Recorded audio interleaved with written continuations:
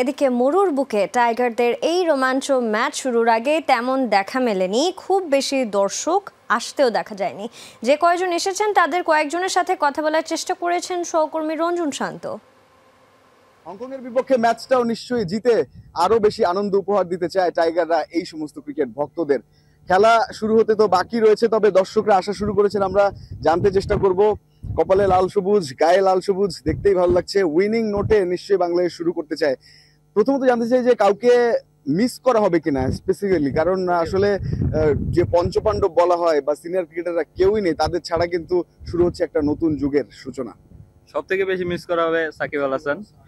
তো ওর আমি অনেক বড় ভক্ত, ওকে আমি দেখতে পারলে অনেক খুশি হতাম, বাট সেটা আনফরচুনেটলি হচ্ছে না। তবে বাংলাদেশ টিমের একমাত্র লেজেন্ডারি ক্রিকেট সাকিব আল হাসান, তো ওকে আমরা মিস করবো সব থেকে বেশি।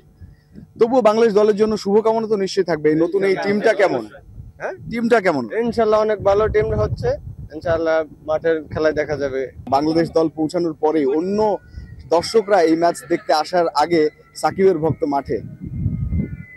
সাকিবের জন্য আমরা অনেক অনেক কষ্ট ভাই, সাকিব এখানে আসতে পারলো না, এশিয়া কাপে দেখতে পারলাম না। আমরা সবাই সাথে সেলফি নিছি, প্র্যাকটিস করা হয়েছিল বাংলাদেশের ফিলার, কিন্তু সাকিব ভাইয়ের লগে দেখা করতে পারলাম না। এটাই আমাদের কষ্ট। কেন সাকিব ভাইকে দলে নিল না, এটা বিসিবি জানে ভাই। মিস ইউ সাকিব 75 আপনিও লিখেছেন। ওভারঅল সাকিবকে তো মিস করছেন, কিন্তু বাংলাদেশ দলের জন্য নিশ্চয়ই শুভকামনা রয়েছে। জয় বাংলাদেশের জন্য শুভকামনা রয়েছে। আশা করি অনেক বড় ব্যবধানে জিতবে ম্যাচটা।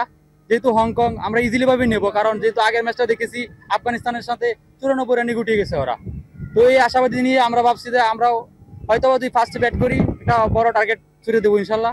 বাংলাদেশের যে ভক্ত তারা এসছেন মাঠে, একে একে আসা শুরু করেছেন। ইনফ্যাক্ট খুব বেশি ভক্ত এখন পর্যন্ত দেখা যায়নি শেখ জায়েদ ক্রিকেট স্টেডিয়ামের বাইরে, তবে হোপফুলি এখনো যেহেতু বেশ খানিকটা দেরি আছে, মাঠে দর্শক আসা শুরু করবেন। রঞ্জন শান্ত, যমুনা স্পোর্টস, শেখ জায়েদ ক্রিকেট স্টেডিয়াম, আবুধাবি, সংযুক্ত আরব আমিরাত।